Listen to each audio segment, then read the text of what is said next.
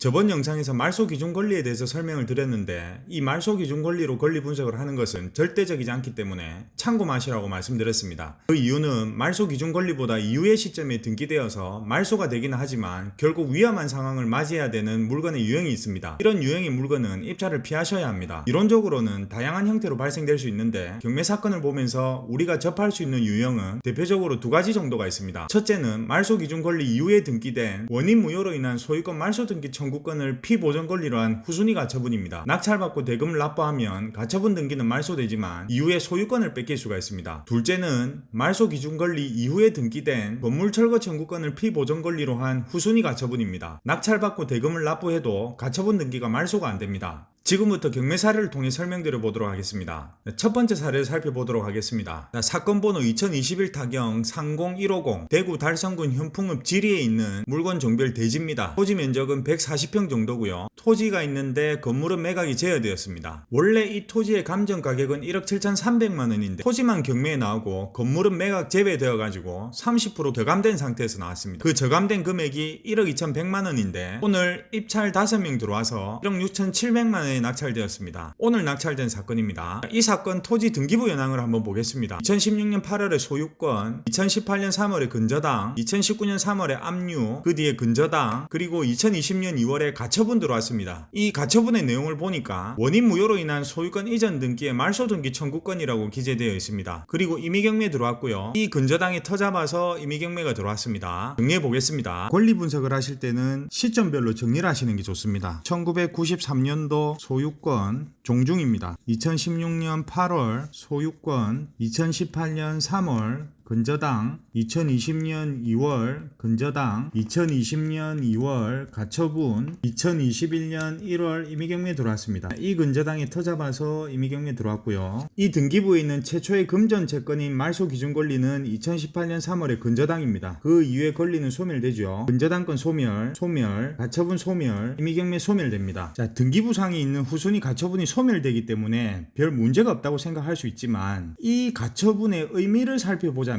이 가처분은 원인 무효로 인한 소유권 말소 등기 청구권을 피보전 권리로 한 가처분입니다. 이 말이 무슨 말이냐면 애시당초 이 토지는 종중의 소유였는데 다른 사람에게 소유권이 이전됐거든요. 이전된 이것이 원인이 무효라는 겁니다. 이 소유권 등기가 무효라는 겁니다. 그래서 원래 소유권은 종중 거기 때문에 낙찰을 받는다고 하더라도 낙찰자에게 소유권 말소 등기 청구 소송이 들어올 수가 있습니다. 그렇게 되면 이 낙찰자는 등기상의 소유권이 말소되게 됩니다. 그래서 이 후순위 가처분은 등기상으로는 말소가 되었지만 사실 위험성을 내포하고 있는 겁니다. 그래서 이런 경우에는 입찰하시면 안 됩니다. 이 사건 관련해서 더 자세한 내용은 따로 영상으로 한번 만들어 보겠습니다. 자, 두 번째 사례를 살펴보도록 하겠습니다. 말소 기준 권리 이후에 등기된 건물 철거 청구권을 피보전 권리로 한 후순위 가처분입니다. 사건 번호 2020 타경 33083 충북 음성구 원남면 한오리에 있는 물건 종별은 공장입니다. 토지는 매각이 제어되었고요. 현재 건물만 경매로 진행되고 있습니다. 최초 감정 가격은 2억 3,300인데 현재 유찰되어서 7,600만 원에 진행되고 있습니다.